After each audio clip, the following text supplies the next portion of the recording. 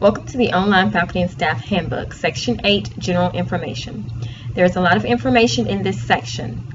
In this section, you'll find information about accident reports, committees, covering classes, cumulative folders, faculty attire, forms, instructional supplies, meetings and calendar of events, printing and copying, PTSA, smoking policy, staff parking, telephone calls, textbooks, transporting students, visitors, and what to do when a student gets sick. This is a lot of information, so this video will be in two parts. We'll begin with the accident reports. Accident reports should be completed for any injury that happens on campus, whether it's a student injury, a teacher injury, or a visitor that gets injured. A form can be retrieved from the secretary in the main office. When injured on the job, the injury must be reported to an administrator and Ms. Jennings, the lead secretary, immediately, and the necessary paperwork must be completed.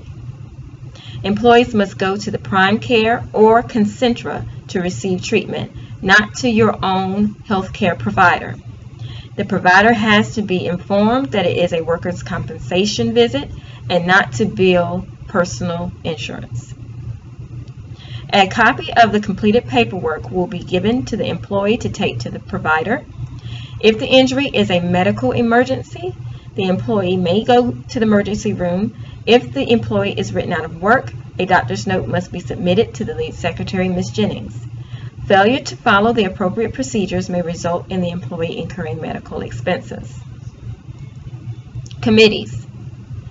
Staff members may volunteer or be assigned to various committees and/or after-school activities.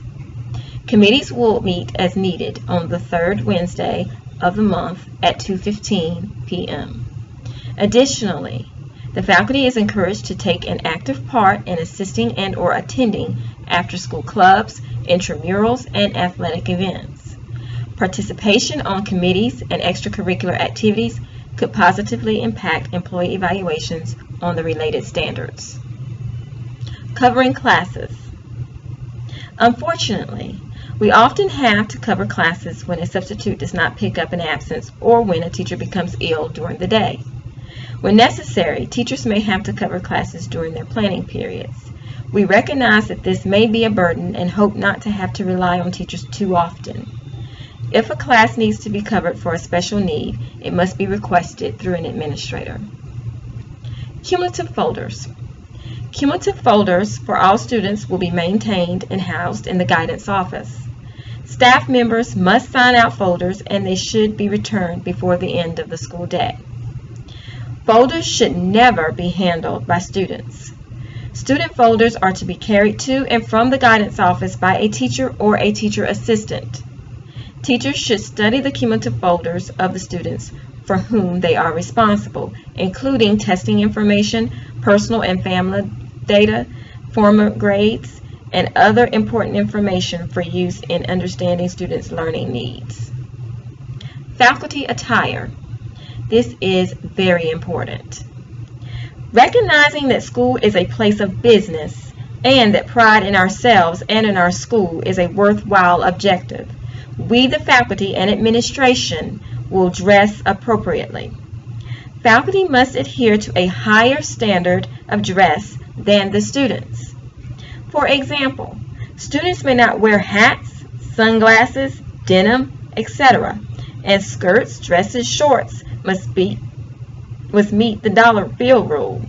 Therefore, the faculty will follow the same.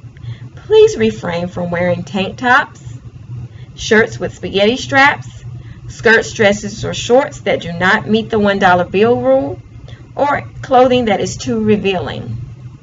The faculty attire expectations are for student days as well as teacher work days.